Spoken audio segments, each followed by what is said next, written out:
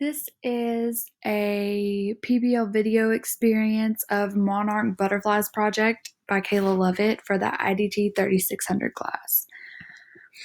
The content of the video was an elementary school class. They were studying monarch butterflies and their migration. They were actually using a tool called Journey North project-based activities where they can communicate with people around the world, send letters and things back and forth. It can be used for social studies, science, and language arts. And a guiding question that she asked was how many think that they could write a note back to her, as in the girl from Mexico sent them a monarch butterfly. The lesson summary was about monarch butterflies migration. The teacher discussed how communicating with others through the project-based activities helped their reading and writing skills because they wanted to write letters back and forth, and they wanted to make sure that their grammar was correct and that their letters were perfect. She also used maps of the United States to show the migration of the butterflies, and it was also used in some science activities outside. I noticed they were doing some things with plants. The class itself was very colorful. They were using computers, TVs, maps. They did do group discussions where the teacher was asking the whole class questions, and they were, just communicating amongst themselves and bouncing questions off and, just giving their feedback.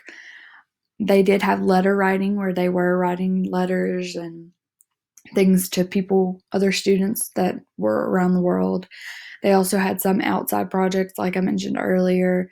They had plants and stuff outside, just a lot of hands-on activities going on. I think the lesson itself was very effective. The kids were doing hands-on. They were learning how to communicate with others around the world. They were also meeting their goals. The teacher said that they were excelling in their reading and writing and language arts skills. I like the fact that it introduced them to new cultures. They were talking to someone that was in Mexico. So, that's a different culture than the United States. I think they were in Maryland. So it's a very different culture, and they do things differently. So I like the fact that it introduces them to stuff that they're not used to. I dislike the disorganization of the classroom. At some points, it was like people were just everywhere doing different things, and I understand it's an elementary class and, it's hectic, but it just felt like there was a lot of disorganization going on in the classroom at some points. One thing that I would consider using in my class is what type of plants can we grow in a classroom. Let the students plant their own little plants and take care of them for however long and watch them grow. And I think that would show them responsibilities, and the benefits for the kids themselves would be the responsibilities. They're learning how to take care of things. A benefit for teachers would be the motivation that it gives the students, that the kids are being motivated to, take care of something, and you're teaching them to be responsible and caring human beings. So I think that's an added benefit for teachers. One barrier would probably be accidents happening, especially with elementary school kids.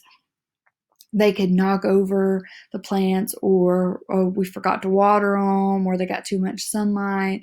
And I know with younger kids, they get easily disappointed when things don't go like they expect them to go. So I think that could be an accident.